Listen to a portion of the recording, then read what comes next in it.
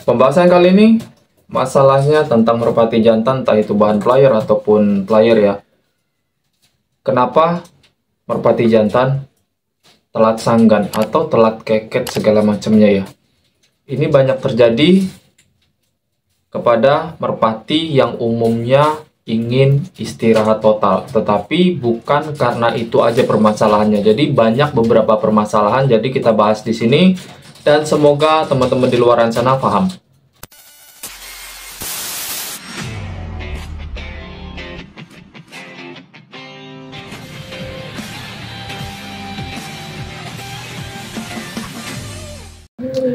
Salam merpati lovers, selamat siang. Semoga saya selalu di luar sana. Terima kasih banyak untuk penonton lama dan penonton baru. Semoga betah di channel Full Dengan Masalah. Silahkan curhat di kolom komentar. Kembali ke pertanyaan awal tadi, kenapa sih merpati jantan entah player ataupun bahan player itu terkadang terlambat giring keketnya?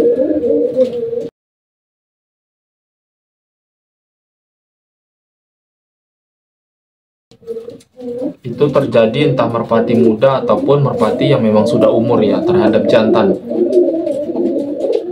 Kalau saya jawab, saya bilang banyak faktornya. Jadi bukan hanya 1, 2, atau 3 faktor, enggak. Karena di sini juga sering.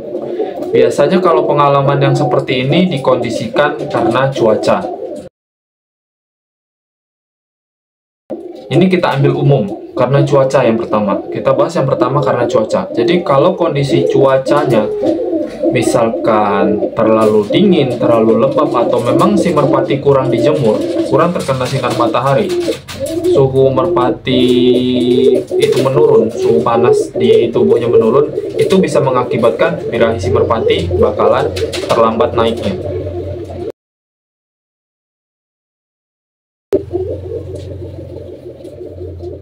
Itu logikanya ya, kita pakai logikanya ya.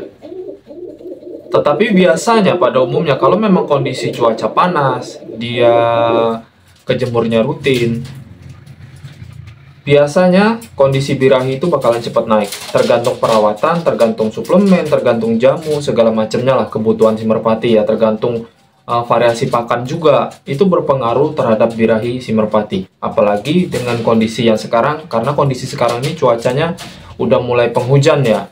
Jadi berpengaruh terhadap birahi merpati. Jadi jangan salah paham, birahi merpati bisa menurun, kadang stabil, kadang naik. Karena apa? Karena kita sebagai pemilik itu nggak konsisten. Kalau soal cuaca mungkin kita nggak bisa ngatur, tapi kita bisa konsisten mengatur birahi si merpati melalui jamu, suplemen, dan variasi pakan, biasanya begitu. Atau extra fooding lah, yang bisa meningkatkan birahi si merpati tinggi. Itu yang biasanya saya lakukan.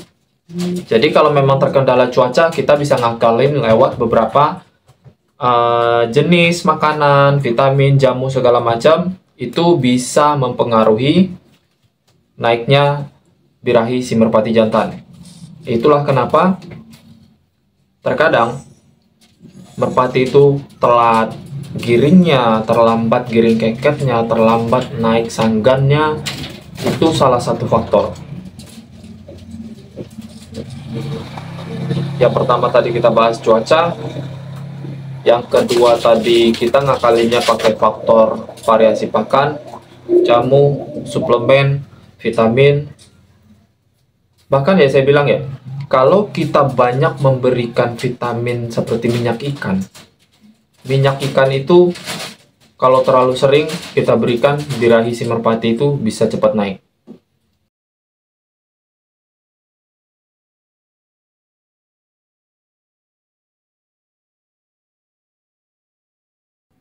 Benar-benar bisa cepat naik kalau memang pemberiannya berlebihan. Tapi juga pemberiannya juga kan nggak boleh terlalu berlebihan, karena bulu halus si merpati itu bakalan cepat rontok, mudah rontok biasanya begitu. Jadi pemberian minyak ikan itu disesuaikan dengan kecocokan si merpati, dan kalau bisa konsisten, misalkan seminggu 2 kali atau seminggu sekali dibikin konsisten.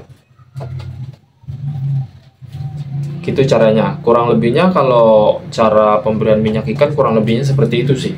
Jadi kalau untuk seminggu 3 kali saya bilang udah cukup maksimal, udah cukup banyak pemberian seperti itu.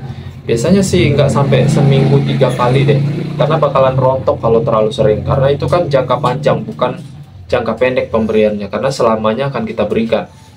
Kalau untuk extra fooding teman-teman bisa searching untuk merpati biar naik birahinya. Mungkin suatu saat di video-video berikutnya bakalan saya bocorin deh.